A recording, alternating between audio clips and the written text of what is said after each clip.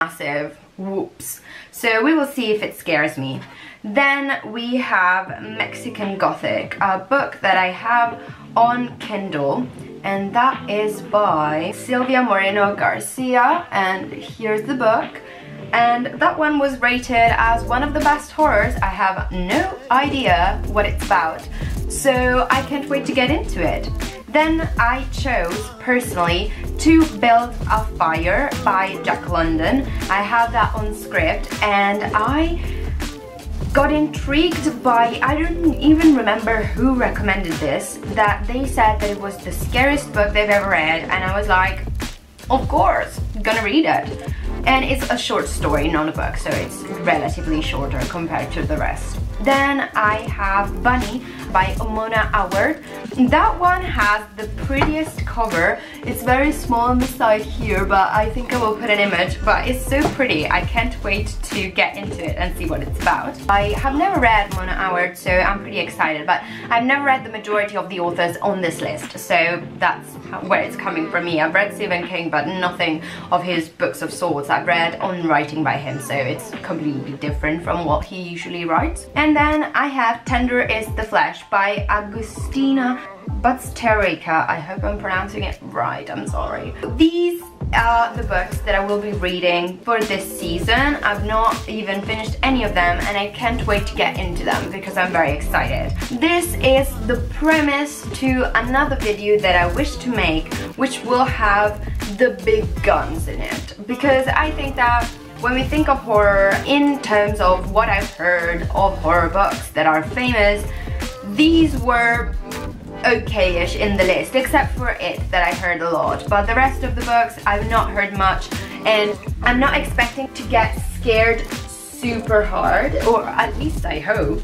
And so I'm not expecting a massive scare from this. But in script from the 31st of October, there will be a whole list of horror books available that I'm absolutely intrigued by, and they are the big guns. We have stuff like Psycho, The Monk, The Exorcist, Plain Bad Heron, If It Bleeds, so many titles that I've heard before that are kind of gonna scare you for life. So I'm very scared to get into that video, and I want to see if I can stand it, because I'm not usually into horrors. So I'm gonna start with these, gonna see how scared I am by the end of the project, and we will see if I can last for a few more horror books, or if I have to give up on my attempt before even starting. So I hope that you will enjoy this video, and here are the reviews. Time to review the first read of the Halloween series. It was To Build a Fire by Jack London, and I was profoundly unimpressed by this short story. I had heard from, I do not remember who, that it was great, the best short story they've ever read, the scariest thing they've ever read. And then I got into it, and for once it was so short that for me it didn't have the time to build up any kind of pace. But there are short stories that do it in a very, very short time. So we have this short story that is about this man that is dying of cold and of frostbite, and I was profoundly unimpressed by everything that happened in the story. It was deeply predictable, and it went by super fast, and the man accepts his fate. So there's nothing whimsical about that. I know from me, I think I gave it 2.5 stars. It was not special for me, nothing incredible. So that was a pass, but I think we're getting up with the big guns for the next read, so stay tuned. I have finished another one of the books of the Halloween series, and I am ready to spill some tea in regards to it. I finished the book It, and I'm blown away by it. It's literally one of the best reads I've had in a long time. I just loved it so much. For once, the plot is incredibly original because it starts from a basis that is pretty conventional and then goes abroad with ideas, and it was incredible. I love how different the characters were, and I didn't like that Bill and Ben was called so similarly because I confused them all the time. But apart from that detail, the rest of it was amazing. I just was in love. The whole story had nothing scary about it. Like literally nothing scary about it, and I'm a person that gets scared a lot, very frequently and very easily, so getting scared for me is not news. It's just something that happens a lot, and it didn't happen with this book because I was so mesmerized. The technique used in the book was something that I wasn't prepared for. It was incredible. Basically, we had several points of view depending on the chapter and on the characters and everything, and the various point of views were mingled and integrated into one another so well that I didn't feel the sense of them being jagged inside or not proper. I love them. I love them so much, and I love the multiple point of view type of thing in the story. There are several techniques to do that, but I've never seen it done in such a deep way. There were chapters in which it interrupted itself in the middle of the sentence, and then it went down to when they were children from when they were adults. And the point of view span around, and we had thoughts, actions, memories, everything jugged into it. And still, even if I listened to it into an audiobook format, it was comprehensible. I didn't feel lost at all within the novel. It was written amazingly. There were some quotes that, my god, they were so good. So I had nothing negative to say about it. Of course, the style of Stephen King is very real. He does talk about everything, and he does use certain scenes that are deeply disturbing to make certain points. For example, in one of his documentaries, I saw that he uses the scenes with animals and mistreatment of animals to include how lost a certain people slash characters are, and the fact that they are purely negative. My boyfriend told me it's very hard to find a character that you hate so much. In the level of Dolores Jane Umbridge and Harry Potter, yes, I hated certain characters to a certain degree that it was really hard to keep going in certain points. For example, Tom, Beverly's boyfriend slash husband, her father, Eddie's mother, Henry, he was terrible. His father, worse than him. All of the gang of bullies, terrible. I hated them all.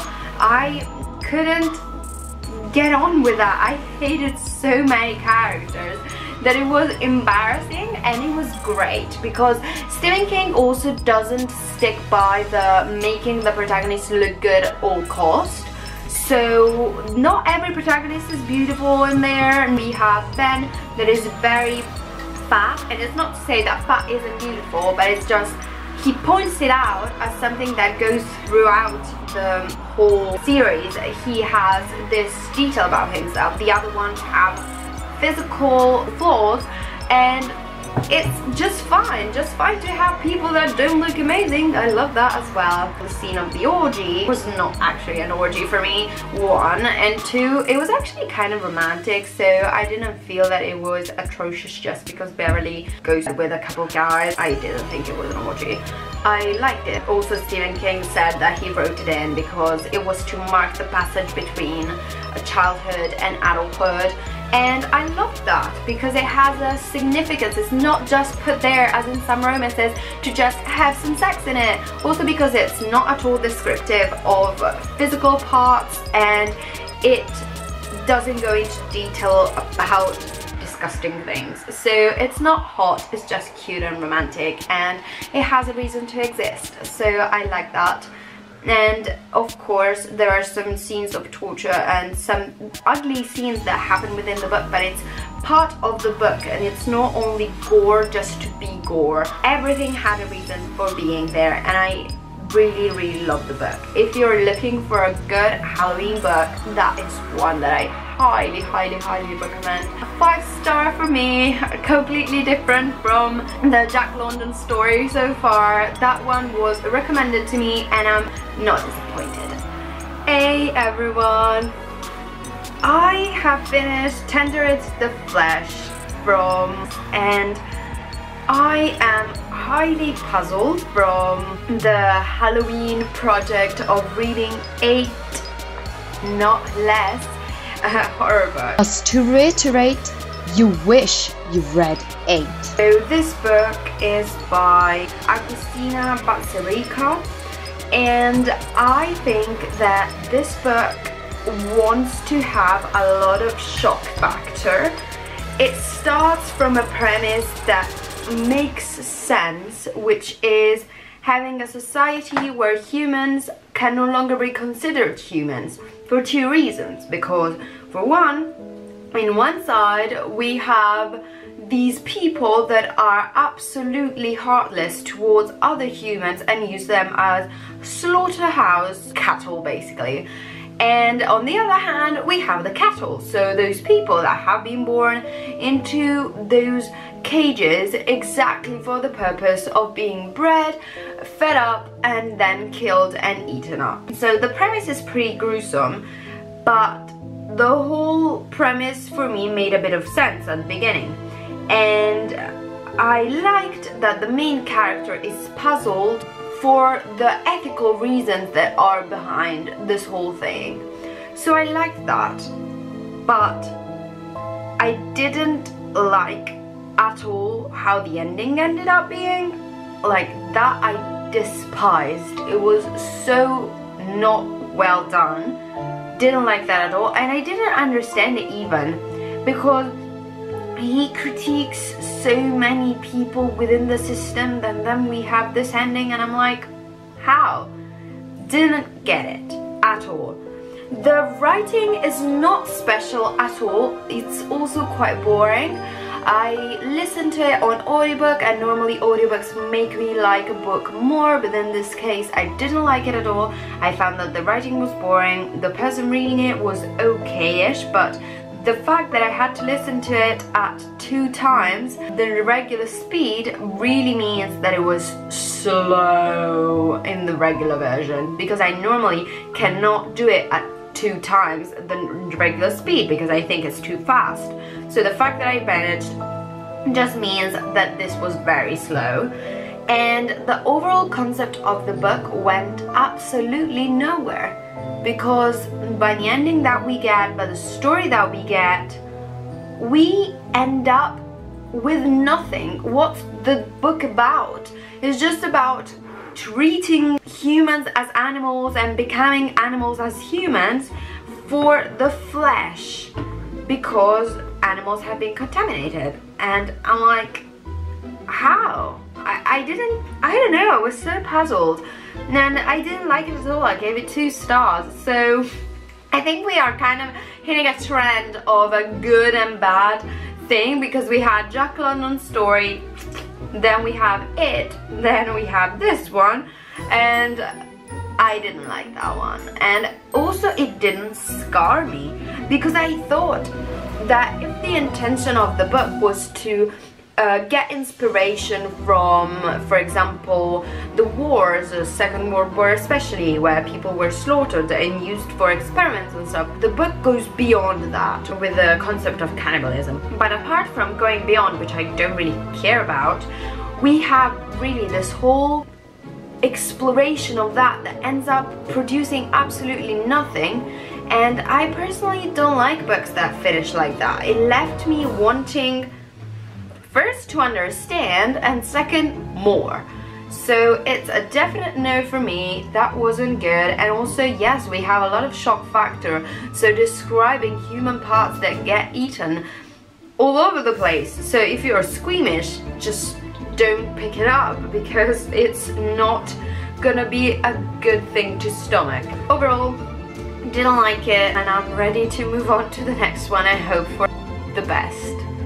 Hey guys, I'm here with the review for another one of the book of the Halloween series. Today the review will be about Mexican Gothic from Silvia Moreno Garcia. The book in itself was, for me, very interesting because it had elements that were typical of the Gothic. Like the environment is very, very Gothic. We have the mystery house, the mystery spooky family, the mystery spooky cemetery, the mist, all of the elements that can be associated to Gothic. So it was really interesting. It was interesting as well that she is Mexican, but unfortunately I felt that we didn't really get much from Mexican culture besides her. And the fact that she is Mexican and therefore brown skinned, which was okay, great, but maybe I wanted some more from that. I was expecting a book that was exploring Mexican culture and traditions a bit more, and that wasn't it. And I thought that the details in the book were really well done because she is going through life. For example, she smokes, and that is really present within the story, so you don't forget that she smokes, and it's not a detail that it's there just cause. It actually has a relevance to the story, and she keeps it up throughout the story. Her personality I didn't really like because she is really bossy, really I don't give a damn about what you're telling me, I'm gonna do what I do. And of course, it's part of the story. She has to stay there to be able to save her cousin from this awful family. But I felt that the way that she went about it was a bit weird. The people in the family was the ultimate creepy. It was disgusting. I didn't like that at all. It was terrible. They were, some of them perverts, some of them straight up psychos. Not cool at all. And there's the whole story that I don't want to unveil. The whole mystery surrounds fungi and mushrooms, and that was really cool. I thought that the natural element within the story was really cool. And the whole setting of where the things take place was nice. The fact is that we don't get much of Mexico City, like any representation, because we get mentions of Mexico City, but they are in this remote house that is Gothic vibes and everything, so we don't get anything from that. I overall thought that the story was interesting but not incredible. I didn't think that for me it was making much, and I gave it 3 stars because it wasn't stellar. It wasn't stellar at all. It was okay at best, and I thought that it could be okay, but the writing for me wasn't special, and therefore the whole story kind of fell flat. So I think that if you like Gothic, you might really like this one, but overall, Stephen King with it, he was much better. So far, I'm kind of into my Gothic horror thing with a lot of disappointment because it's not going how I thought I would have ended up in this journey. But anyway, I finished the last book that I could of the challenge for the horror books, and that's all I could do. The book in question is Bunny by Mona Award, and look at how cute the cover is. Look at how cute I look similar to the cover. I tried to kind of mimic resemblance, and I have to say that this book for me was a revelation. This author I had never read anything by before. I have never tried her. I've never seen any of her work, and I came across this TikTok sensation apparently and was stoked about it. I thought, why not? The cover speaks to me, let's read it. And it was a great choice.